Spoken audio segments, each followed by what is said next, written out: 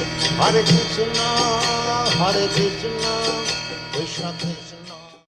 ശ്രീല പ്രഭുപാദിൻ്റെ ശിഷ്യനായിട്ടുള്ള സിദ്ധാന്ത പ്രഭുവിൻ്റെ പുസ്തകത്തിൽ നിന്ന് വായിച്ചത്.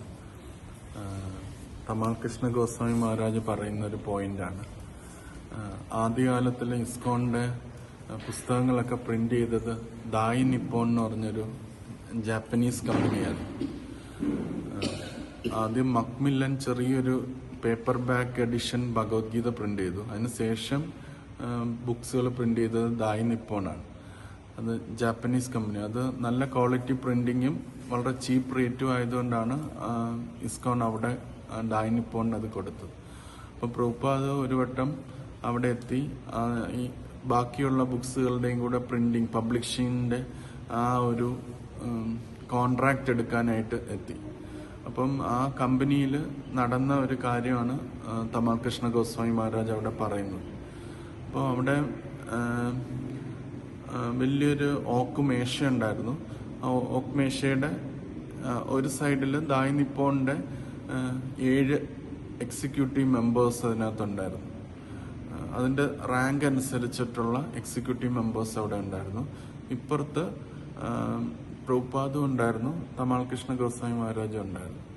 അപ്പം തമാൽ കൃഷ്ണ മഹാരാജ് പറയുന്നു പ്രഭുപാദ് ഒരു ട്രാൻസ്ഡെൻഡൽ നെഗോഷിയേറ്റർ ആണ് എന്ന് പറയുന്നു. ആത്മീയതരമായിട്ട് ഒരു വിലപേശുന്ന ആളാണ് എന്ന് പറയുന്നു. അപ്പം എങ്ങനെ അവർ ചെയ്തതെന്ന് വെച്ചാൽ പ്രഭുപാദ് തമാൽ കൃഷ്ണ മഹാരാജിനോട് പറഞ്ഞു, അതായത് അവര് ഈ ബുക്സിനെ കുറിച്ച് പറയുമ്പോൾ അതിന്റെ ചെലവ് ഇത്രയുണ്ടെന്നൊക്കെ ഈ ദായി നിപ്പോൺ കമ്പനി പറയുമ്പം തമാൽ കൃഷ്ണ മഹാരാജ് വളരെ ചെറിയൊരു തുക കോൺട്രാക്ട് പറയും, ഇത്രയും ഞങ്ങൾക്ക് തരാൻ പറ്റും എന്ന് പറയും.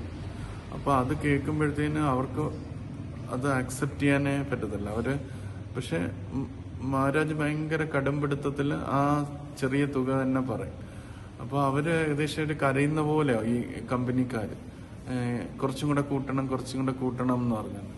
പക്ഷെ അവര് തമ്മിൽ ഇങ്ങനെ വാക്ക് തർക്കമാകുമ്പോൾ പ്രഭുപാദിന്റെ അതൊരു മിഡിൽ മാനെ പോലെ അതിനകത്ത് ഇടപെട്ടിട്ട് പറയും, നിങ്ങളിങ്ങനെ വഴക്കുണ്ടാക്കാൻ പാടില്ല, 2 കൂട്ടർക്ക് നല്ല ഇത് വേണം, അതുകൊണ്ട് ഞാനൊരു തുക പറയാമെന്ന് പറയും.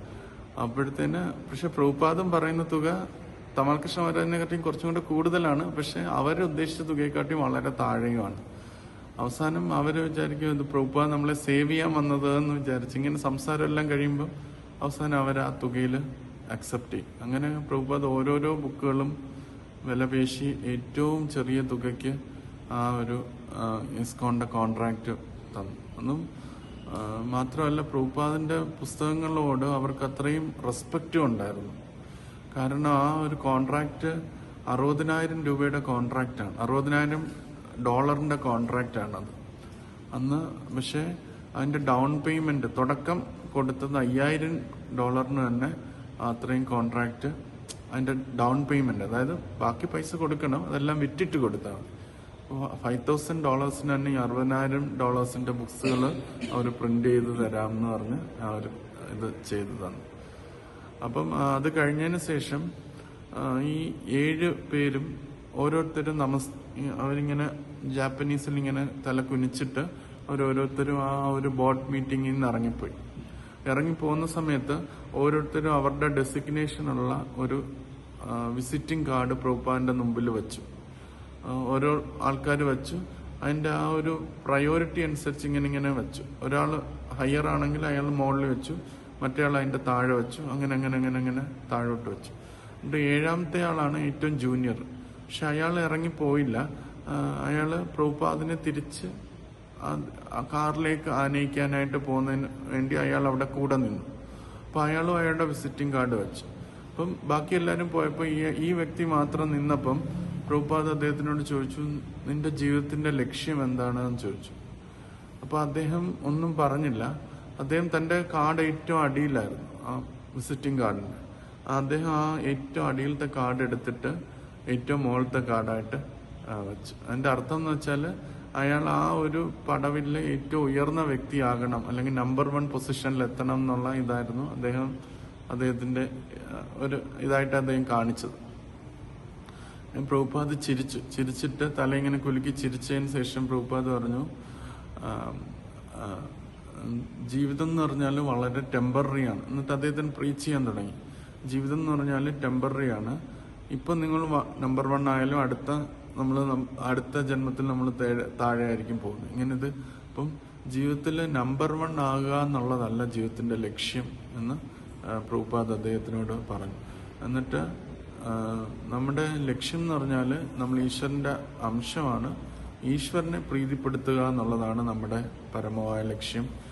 നമ്പർ 1 ആവാൻ വേണ്ടി ശ്രമിച്ചു കഴിഞ്ഞാൽ നമ്മൾ ഇപ്പൊ ചിലപ്പോൾ ആകുമായിരിക്കും, അടുത്ത വട്ടം വീണ്ടും നമ്മൾ താഴേക്ക് പോയി സൈക്കിള് പോലെ ഇങ്ങനെ നടന്നുകൊണ്ടിരിക്കും. അതല്ല ജീവിതത്തിന്റെ ലക്ഷ്യം എന്ന് പ്രഭുപാദ് അവിടെ വെച്ച് പറഞ്ഞു.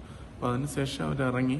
അപ്പൊ തമാൽ കൃഷ്ണ മഹാരാജന്റെ ആ ഒരു റിയലൈസേഷൻ പറയാണ്, അത് ഭക്തന്മാർക്കും അപ്ലിക്കബിൾ ആണ് എന്നുള്ളത്. നമ്മള് ഈശ്വരനെ കുറിച്ച് എപ്പോഴും ഓർക്കാനും ഈശ്വരന്റെ സെർവന്റ് ആയിട്ടിരിക്കാനും അല്ലെങ്കിൽ ഒരു ഇൻസ്ട്രുമെന്റ് ആയിട്ടിരിക്കാനും വേണം നമ്മൾ ശ്രമിക്കാൻ. അതാണ് നമ്മുടെ ലൈഫിന്റെ ഗോള്. അല്ലാതെ നമ്പർ 1 ആകുക എന്നതല്ല ലൈഫിന്റെ ഗോള് എന്നുള്ളത് തമാൽ കൃഷ്ണ മഹാരാജ് പ്രഭുപാദിന്റെ ഈ ഒരു വാക്യത്തിൽ നിന്ന് എസൻസ് എടുത്ത് പറഞ്ഞു തരാം.